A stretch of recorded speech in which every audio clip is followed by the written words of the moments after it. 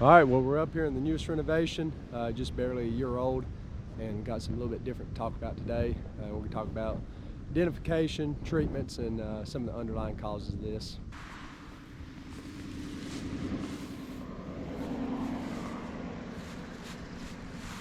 So that's some nice, thick, healthy turf right there. And from a distance, you really can't see a whole lot of issues with it. But when I was out here mowing, I'll show you a few spots that we came across. That's just your classic example of dollar spot. Here's a little bit of a larger area, and it's kind of hard to see in the sunlight, but you got kind of a brown outline, and you've got green in the middle. And if you get down on it and look, you can see the lesions on the blades. So this is the pretty early stages of the dollar spot. Saw it pop up about a week ago in one spot, and it's slowly starting to spread ever since then. Here's one right here. It's about the size of my hand, and you can see green in the middle, and it's like a donut shape around it. There's another spot that's starting to form, sort of like the other one, maybe about 1.5 feet across. These spots really don't get that big. A lot of times they can combine with other spots, and that's what makes them look a lot larger than what they really are. So I'd say we caught it pretty early on. It's been about 2 weeks since we got all that rainfall. It rained pretty much every day, all through the night. And I feel pretty certain that's where this came from. It's been high humidity, which is not uncommon for us. But I've had this zoysia for 2 years now in my front yard, 1 year on this section we're about to spray. And until this point, I've never sprayed any fungicide. So this is gonna be the first time treating fungus in this yard. I don't do any preventative applications. One pro tip that I always like to follow during a fungicide application, whether it be preventative or curative, is run a nitrogen source with it. Especially on dollar spot, you can really outgrow the dollar spot if it's not still active, which I believe mine's still active. Best way to determine if it's still active is if it's spreading, or if you go out there really early in the morning and see the mycelium on the ground. So we're going to be running our standard fertilizer that we've been running every 2 weeks on my zoysia. It's going to be this 2600 green charge and the 1621-2 green pop. Then we're also going to be running a surfactant with it as well to help it stick to those leaf blades. So this is the product we're going out with today, PPZ 41.8, and it's just a generic Propiconazole 41.8%. I used to run this all the time on my fescue with zoxystrobin, and this is all I have on hand. I'm sure there's some other options that are probably better suited for this. This is kind of a risky herbicide to spray.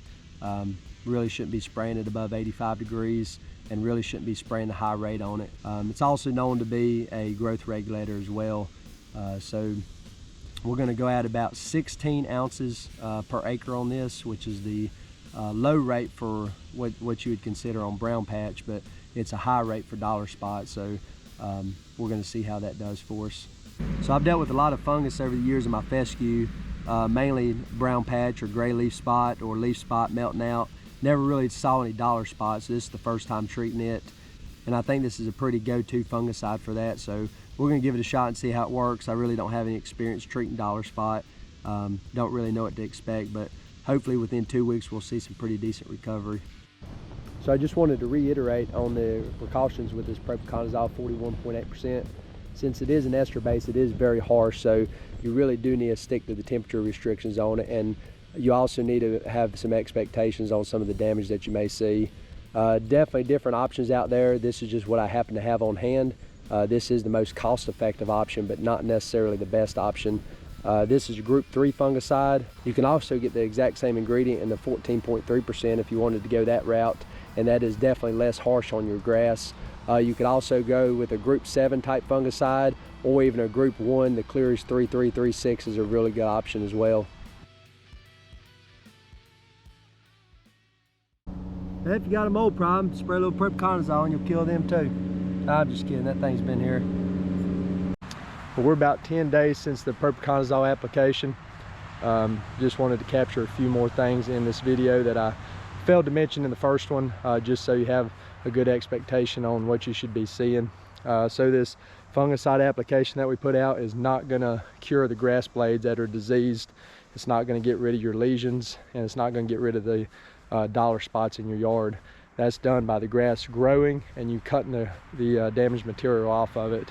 So this Propiconazole treatment, or whatever fungicide you decide to go with, is actually going to stop the fungus from being active, and it's going to prevent it from spreading.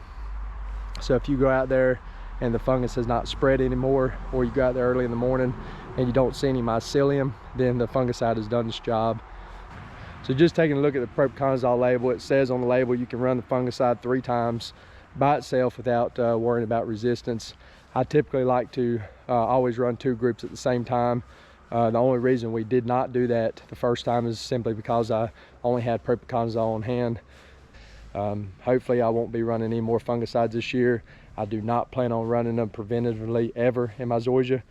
This is the first time I've ever seen it, but this is also the most rain I've ever seen in July in my area. Hope this helps out, and I'll be posting an update real soon on it.